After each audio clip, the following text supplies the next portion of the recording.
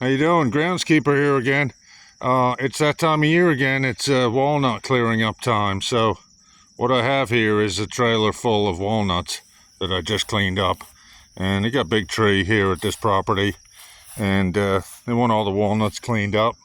And so I decided to do it a bit more mathematically this time. We got your standard 5-gallon bucket here.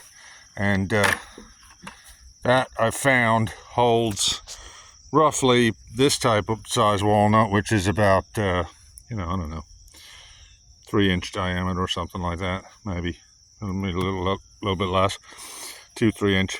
That'll hold about between 175 to 200 of these walnuts.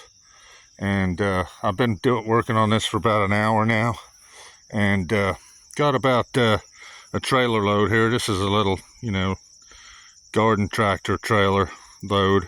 And I guess there's probably about 2,000 walnuts in there.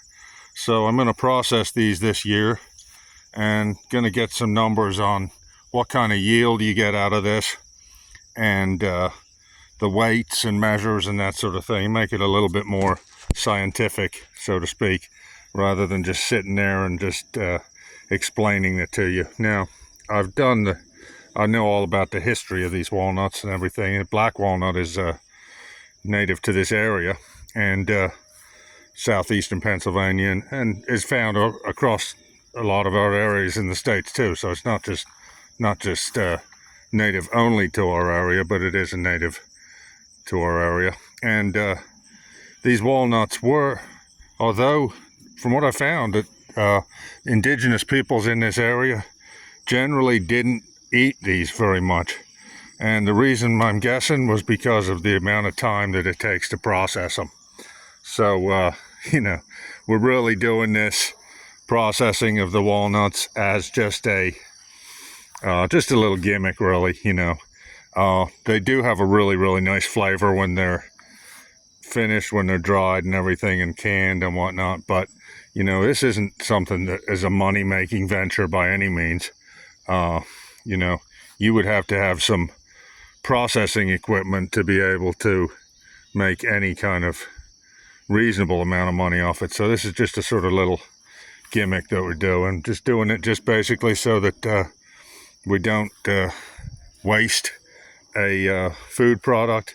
Over here I have a cage, and so last year I didn't process any walnuts because I had a huge amount of work to do.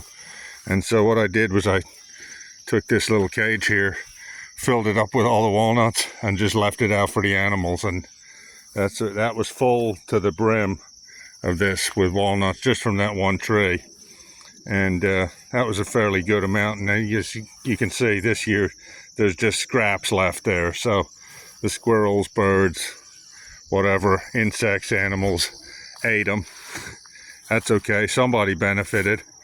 And they'll probably go plant some little walnut trees out in the woods for us, and that'll help too. So help to green up this planet a bit. So anyway, be on the next video. You'll see what kind of yield I got from this roughly 2,000 walnuts. See what we get in terms of pounds of